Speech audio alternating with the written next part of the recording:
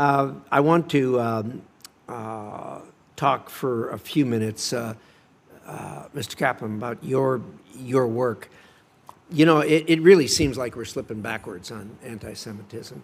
I always thought we were at one end of the spectrum and the Palestinians were at the other end of the spectrum. We've all seen the texts that they use teaching their children anti-Semitism. When I first got here, those texts, believe it or not, were paid for with U.S. taxpayer money through UNRWA, which we stopped as quickly as we could. They're still using the text, but they're not paying with our taxpayer money. So they're at one end of the spectrum. The other end of the spectrum I thought was America.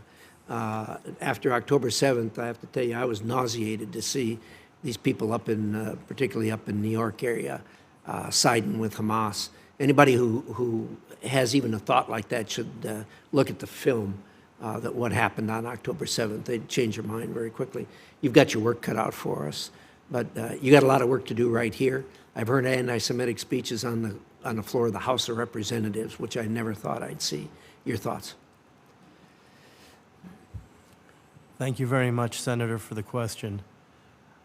I think if I refer back to my opening statement, it's education.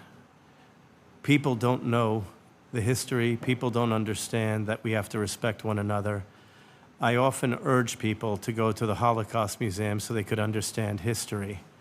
You know, people who would like to say that the Holocaust didn't happen, or people would like to have revisionist history.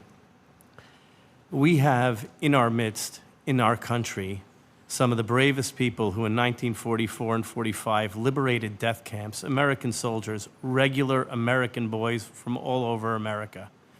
And the problem is that people don't want to listen to them and hear their stories because they know firsthand in their quest to redeem Europe from the Nazis, they came across the death camps.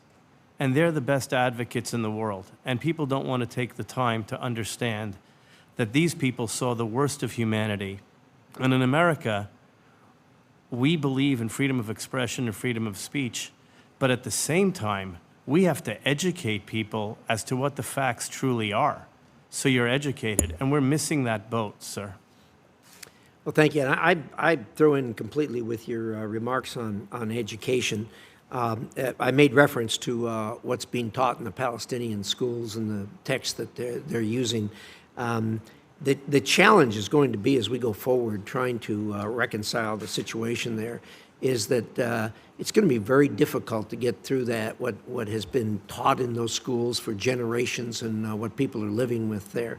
That's got to get turned around, and if it doesn't get turned around, you're going to get the same results in the future. So you've got your work cut out for you. We wish you the best. Ms. Bruce, NATO needs an overhaul really, really badly. Their bureaucracy is incredible. American taxpayers are paying for a lot of it, and it truly has become a bureaucratic institution and lost really the view of its core mission. You know, I think probably the name needs a change. Our nations are not united. Indeed, if anything, as I see the world, we're becoming more and more polarized with us, the democracies, those of us that are free market, free enterprise capitalists, people who support human rights on one side, and on the other, countries that are run by dictators or autocrats and are socialist or communist with zero respect for individual human rights. And we're polarizing. More and more they're coming together, and more our side's coming together.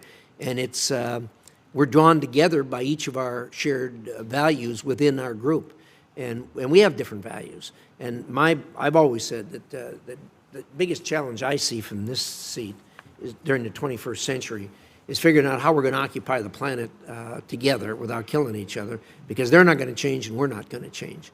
And I really think that we could do better in the United Nations by getting rid of a lot of the bureaucracy and getting back to its core mission of trying to reconcile. And that's just not working. Your thoughts? Well, yes, sir. And thank you for that. I appreciate it. What I can say, because I know millions of Americans agree with that, that has been a problem. It has become a bureaucracy that has become ineffective, slow, unable to really operate in this dynamic world. But I would suggest, and this is what the world is also seeing, that things can change, and that was shown and is shown every day by President Trump. It is a huge inspiration, not just for me and those of us who know him, but for Americans, having, of course, voted for him again a second time, that they realize that, look, things have not been going well, not only when it came to the economy here, but when it comes to foreign relations and the situation around the world.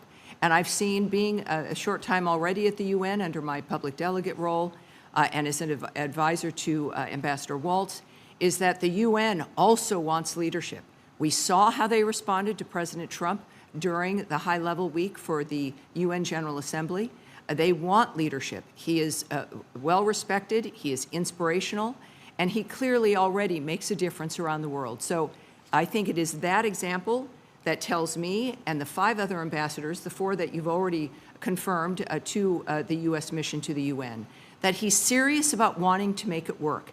He sent people that he knows will get the job done. We've expressed that. I know certainly Ambassador Waltz has, certainly by doing great work, because it's not a zero-sum game of one or the other. It is about blending reform with the work that we are doing. That's what President Trump does. He's our guiding hand here, and I'm accepting this nomination and hope you'll confirm me, because I believe that we can make the difference. Well said. Senator Ricketts.